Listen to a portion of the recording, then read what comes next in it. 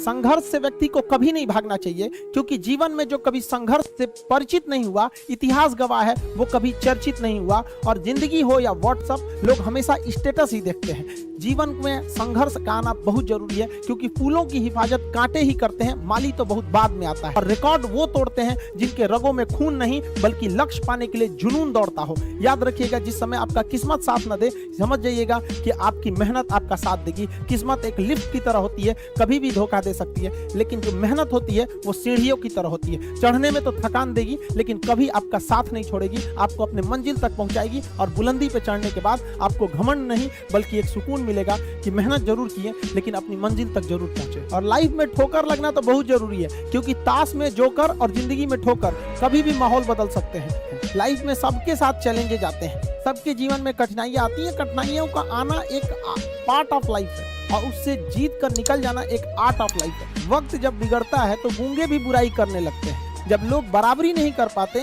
तो पैरों के नीचे खुदाई करने लगते हैं। लेकिन ऐसे लोग ज्यादा देर तक टिकते नहीं हैं, सारे लोग खत्म हो जाते हैं। और बुरा वक्त से कभी घबराना नहीं चाहिए, क्योंकि बुरा वक्त ही बताता है कि लोग क्या थे और हम क्या समझ रहे थे। याद रखिएगा, समय, सम्मान और विश्वास, ये तीन ऐसी चीजें होती हैं जो एक बार अगर हाथ से चली गई तो फिर दोबारा लौट के कभी नहीं आती। जिसने किया कल, दिन गया टल। जिसने कहा परसों, बीत गए बरसों। और जिसने कहा आज, उसी ने किया राज। ये जिंदगी है, इसे सीखना बड़ा मुश्किल होता है, क्योंकि जब तक ये समझ में आती है, ये आधी खत्म हो चुकी रहती है। इस जिंदगी में आप चाहेंगे कुछ, मिलेगा कुछ, बनना कुछ और रहेगा। किसी के सुख में जाइए या ना जाइए, लेकिन दुख में जरूर साथ दीजिए, क्योंकि अपने वो नहीं होते हैं जो तस्वीर में साथ हों, अपने वो होते हैं जो तकलीफ में साथ देते हैं। बेशर्म चीज अगर कोई इस दुनिया में है तो वो गरीबी है।